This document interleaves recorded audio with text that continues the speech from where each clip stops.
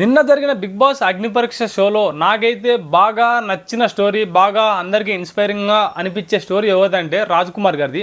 So ఈమె చాలా అంటే చాలా బ్యాక్ అండ్ చాలా ఫైట్ చేస్తున్నారు, చాలా పోరాడుతున్నారు. అది వాళ్ళ పిల్లల కోసం అని చెప్పి నాకైతే క్లారిటీగా అర్థమైంది. ప్రతి మనిషికి ఇప్పుడుండే జనరేషన్లో ఏదో ఒకటి చేయాలి, ఏదో ఒకటి సాధించాలరా బాబు అని చెప్పి ఖచ్చితంగా ఉంటుంది. సో అలాగే ఇక్కడ కూడా చాలా ఇన్స్పైరింగ్గా అనిపించిన స్టోరీ ఎవరిదిందా అంటే అది రాజ్ కుమార్ గారిది. ఇప్పుడుండే జనరేషన్లో తన హస్బెండ్ సపోర్ట్ లేకుండా ముగ్గురు పిల్లల్ని తన సొంత కృషితో ఖచ్చితంగా ఏదో ఒకటి చేయాలరా బాబు అని చెప్పేసి ఒక ఫైటింగ్ అయితే చేస్తూ తన పిల్లల్ని అయితే పోషిస్తూ ఉంది రాజ్ కుమార్ గారు. సో ఫస్ట్ అయితే ఇన్స్టాగ్రామ్లో అడుగు పెట్టారు. సో ఆ ఇన్స్టాగ్రామ్ అడుగు పెట్టే ముందు తనకు ఏమైందంటే ఒక యాక్సిడెంట్ అయింది. సో ఆ యాక్సిడెంట్ అయిన సమయంలో తన పిల్లలు తనని గుర్తించడానికి కూడా చాలా ఇబ్బంది పడ్డారు. సో ఆ పెయిన్ ఎలా ఉంటుందని చెప్పేసి ఒక మదర్కే తెలుస్తుంది.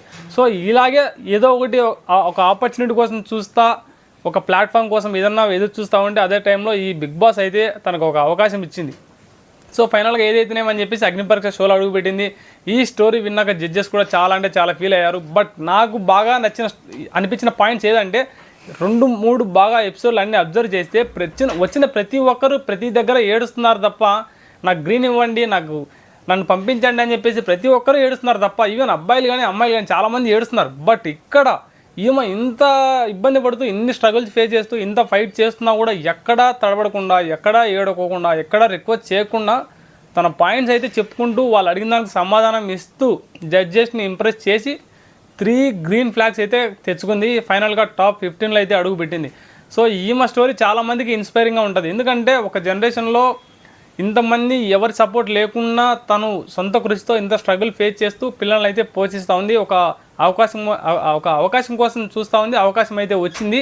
సో తను నెక్స్ట్ ఎలా ఉంటుంది ఏంటి అని చెప్పేసి మనం నెక్స్ట్ ఎపిసోడ్స్ అయితే ఖచ్చితంగా చూస్తాం.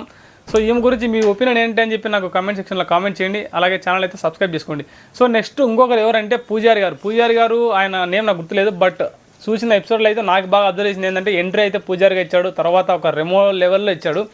సో ఇక్కడ కూడా ఆయన కూడా చెప్పాడు పూజారిగా అక్కడే అంకితం కాకూడదు, బట్ నాకు ఒక బయట ఏదైనా చూపించుకోవాలి, ఖచ్చితంగా నేనేంటి అని చెప్పి జనాలకు కూడా తెలియాలి అనే పాయింట్ ఆఫ్ వ్యూలో తను కొన్ని మాట్లాడి తను కూడా నాకు కొంచెం స్కిల్స్ ఉన్నాయని చెప్పి తనకు వచ్చిన స్కిల్స్ డ్యాన్స్ కావచ్చు లేదా ఇంకా కొన్ని స్కిల్స్ అయితే చెప్పాడు.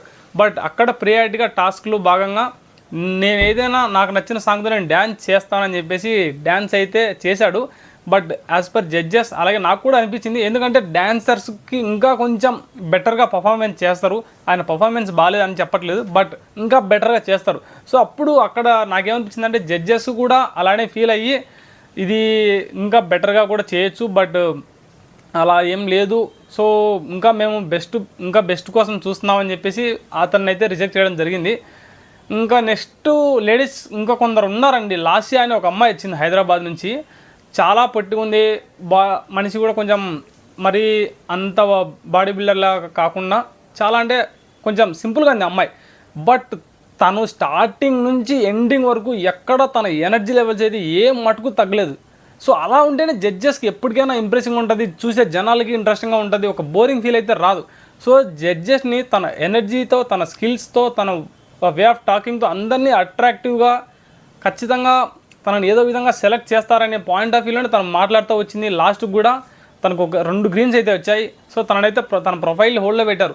సో బయట లోపల తను ఏదైనా టాస్క్ ఇస్తే చేయగలుగుతుందా లేదా అని చెప్పి మధ్యలో శ్రీమికి కూడా టెస్ట్ చేసి తన మీద కొంచెం వెయిట్ అయితే పెట్టడం జరిగింది. బట్ తనను కూడా అది కూడా తను హ్యాండిల్ చేసింది. సో అక్కడ తను ఏం ప్రూవ్ చేయాలనుకుంటుందంటే 100% నాకు ఇచ్చే ప్రతి టాస్క్లో నేను 100% ఇవ్వగలుగుతానని చెప్పేసి అక్కడ తన 100% ఎఫర్ట్ పెట్టింది. సో లాస్ట్ ఇయర్ కూడా నాకైతే అమ్మాయి ఎలా ఉన్నా బట్ ఎఫర్ట్ మటుకు 100% పెట్టింది. సో ఇక్కడ ప్రతి ఒక్కరూ మనిషిని కాదు తన ఎఫర్ట్స్ని గుర్తించాలని చెప్పేసి అక్కడ మళ్ళీ ప్రూవ్ చేసింది తను కూడా. సో నెక్స్ట్ అపర్ణ అని చెప్పి ఒక అమ్మాయి వచ్చిందండి. తనైతే డిఫెన్స్ రీసెంట్గా ఒక డిఫెన్స్ అయితే స్టార్ట్ చేసింది. 6 months అవుతుంది. తన స్టూడెంట్స్ కూడా చాలా సపోర్ట్ చేస్తున్నారని చెప్పింది. బట్ నాకు బాగా కొంచెం బాధ అనిపించింది ఏంటంటే ప్రతి ఒక్కరు ఏదో ఒకటి సాధించాలని చెప్పి ఖచ్చితంగా ఉంటుంది. సో ఇక్కడ కూడా ఈ అపర్ణ గారు కూడా అలానే ట్రై చేశారు. ఒక డిఫెన్స్ స్టార్ట్ చేయడం కూడా it's not a easy thing. So but ఏదైనా కానీ ఒక షోలోకి అయితే అడుగు పెట్టారు. కానీ ఇక్కడ ఏడవడం నాకు నచ్చలేదు. ఎందుకంటే తను చాలామందికి ఇన్స్పిరేషన్, చాలామందికి సపోర్ట్గా ఎలా బయట అంతమందిని ఒక డిఫెన్స్ హ్యాండిల్ చేయడం అంత ఈజీ కాదు. సో బట్ ఇక్కడికి అడుగు పెట్టాక తను ఏంటి అని చెప్పి జెన్యున్గా మాట్లాడి ప్రూవ్ చేసుకోవాలి, అంతేగాని ఏడిస్తే ఏ పనులు జరగవు. లేడీస్ ఖచ్చితంగా గట్టిగా మాట్లాడాలి, మాట్లాడితేనే పనులు అవుతాయి. సో చాలామంది ఇంకా వచ్చే ముందు 2-3 ఎపిసోడ్లు చూసి రావాలి, లేదంటే ప్రిపేర్ అయినా రావాలి. బట్ తను ఎవరిని తక్కువ అంచనా వేయకూడదు. ఎఫర్ట్స్ అయితే అందరూ 100% పెడుతున్నారు. అపర్ణ గారు కూడా కొంచెం ఏడకోకుండా ఇంకా కొంచెం తను ఏంటి అని చెప్పి ప్రూవ్ చేసుకోవడానికి మాట్లాడింటే బాగుండని చెప్పి నాకైతే అనిపించింది. సో ఈమె గురించి మీ ఒపీనియన్ ఏంటని చెప్పి నాకు కామెంట్ సెక్షన్లో కామెంట్ చేయండి. ఛానల్ అయితే సబ్స్క్రైబ్ చేసుకోండి. ఇంకొకరు ఏంటంటే ఈమె కూడా చాలా అంటే చాలా స్టోరీ బాగుంది. ఎంట్రన్స్లో కూడా కొన్ని జిమ్నాస్టిక్స్ లాగా కొంచెం వర్కౌట్స్ అయితే చేశారు. ఈమె ఎవరంటే ఒక మోడల్, సృష్టి పేరు. చాలా అంటే చాలా బాగుందండి. ఎందుకంటే బ్యాడ్ బాయ్స్ని చూస్ చేసుకుంటారు. ఒక అబ్బాయిని చూస్ చేసుకుంది, నమ్మింటుంది. Maybe of course right or wrong, I don't know. But తను చేసిన మిస్టేక్ ఏంటంటే తన లవ్ స్టోరీ మధ్యలో ఆ అమ్మాయిని తన బాయ్ ఫ్రెండ్ చేసుకోవడం జరిగింది. మధ్యలో ఆ అమ్మాయి ఇయర్ డ్రమ్ అయితే దెబ్బ తినింది. బట్ అఫ్కోర్స్ ఏం కాలేదని కూడా చెప్పింది. బట్ ఇక్కడ కూడా తన స్టోరీ అయితే జెన్యున్గా చెప్పింది. జడ్జెస్ని అయితే అట్రాక్టివ్ చేసుకుంది, స్క్రీన్ అయితే తెచ్చుకుంది, ప్రొఫైల్ అయితే హోల్లో ఉంది. సో వీళ్ళందరి గురించి మీ ఒపీనియన్ ఏంటి అని చెప్పి నాకు కామెంట్ సెక్షన్లో కామెంట్ చేయండి. ఛానల్ అయితే సబ్స్క్రైబ్ చేసుకోండి గైస్. Thank you.